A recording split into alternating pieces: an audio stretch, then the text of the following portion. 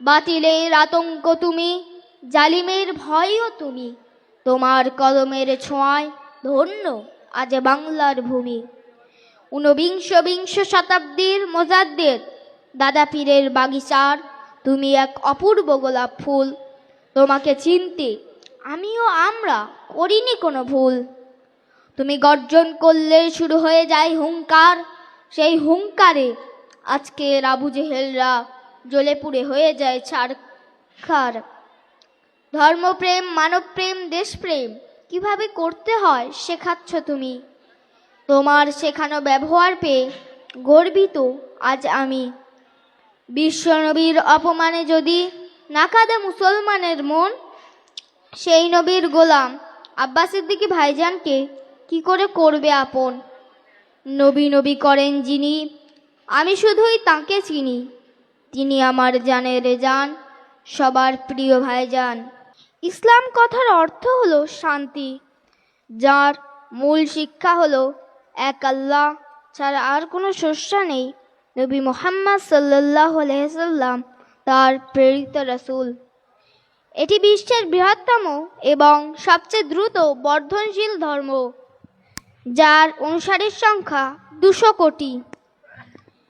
ইসলামের মৌলিক শিক্ষা হলো আল্লাহ দয়ালু, করুণাময়, এক ও অদ্বিতীয় এবং একমাত্র ইবাদতের যোগ্য মালিক।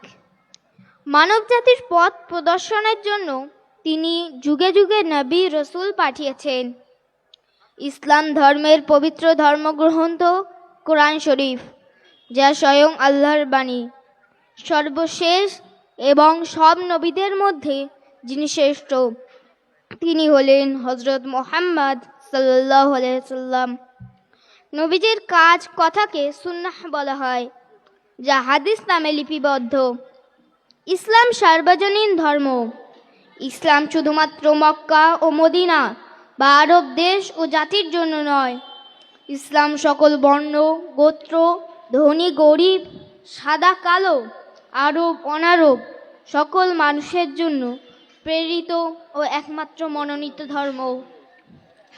গবেষণা অনুযায়ী বর্তমান বিশ্বের জনসংখ্যা প্রায় 755 কোটি, যার মধ্যে মুসলমানের সংখ্যা 190 কোটি। বিশ্বে মোট 56টি মুসলিম প্রধান দেশ আছে।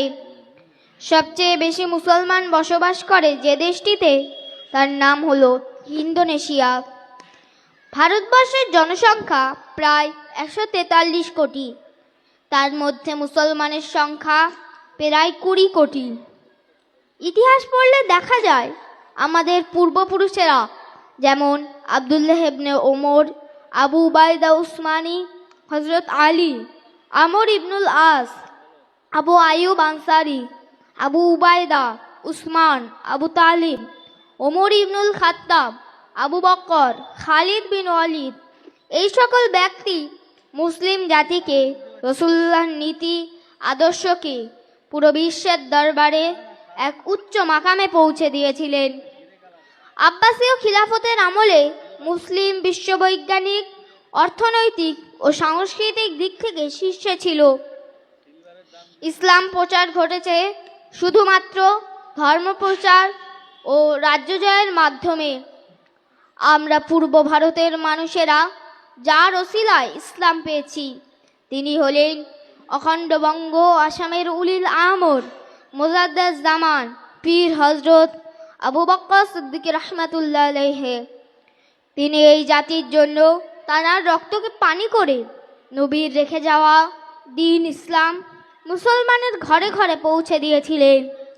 তাঁর অক্লান্ত পরিশ্রম আজীবন ইতিহাসের পাতায় স্বর্ণাক্ষরে লেখা থাকবে। তাঁরই বংশের এক আওলাদ বর্তমান যুব সমাজের নয়নের মণি পীরজাদা আব্বাস সিদ্দিকী ভাইজান সেই কাজ নিঃস্বার্থভাবে করে চলেছেন। আমরা সবাই তাঁর জন্য দোয়া করি। আমি একজন মুসলিম হতে পেরে গর্বিত, কারণ আমি জানি ইসলামই সঠিক ধর্ম এবং আমি সঠিক পথে আছি। মহান রব্বুল আলামিন দয়াময় আল্লাহর কাছে দোয়া করি, আজ মানুষ যেখানে 1 জানুয়ারি উপলক্ষে নাচ গান বেহায়াপনা নিয়ে মত্ত আছে, আমাদের সমাজের কিছু ভাই ঠিক তার বিপরীতে দাঁড়িয়ে ভাইজানের আদর্শে আদর্শিত হয়ে খিলকাপুরের যুব সমাজ নবীর আগমন দিবস উপলক্ষে যে নজির সৃষ্টি করেছে তা অতুলনীয়। আমরা সবাই বলি আলহামদুলিল্লাহ। আল্লাহ পাক আমার ভাইদের হায়াত দারাজ করুক, আমিন। কবির ভাষায় শেষ করি। বাতিলের আতঙ্ক তুমি, জালিমের ভয়ও তুমি, তোমার কলমের ছোঁয়ায় ধন্য আজ বাংলার ভূমি। ঊনবিংশ শতাব্দীর মোজাদ্দেদ দাদা পীরের বাগিচার তুমি এক অপূর্ব গোলাপ ফুল। তোমাকে চিনতে আমিও আমরা করিনি কোনো ভুল। তুমি গর্জন করলে শুরু হয়ে যায় হুঙ্কার, সেই হুঙ্কারে আজকের আবু জেহেলরা জ্বলে পুড়ে হয়ে যায় ছারখার। ধর্মপ্রেম, মানবপ্রেম, দেশপ্রেম কিভাবে করতে হয় শেখাচ্ছ তুমি। তোমার শেখানো ব্যবহার পেয়ে গর্বিত আজ আমি। বিশ্বনবীর অপমানে যদি না কাঁদে মুসলমানের মন, সেই নবীর গোলাম আব্বাস সিদ্দিকী ভাইজানকে কি করে করবে আপন।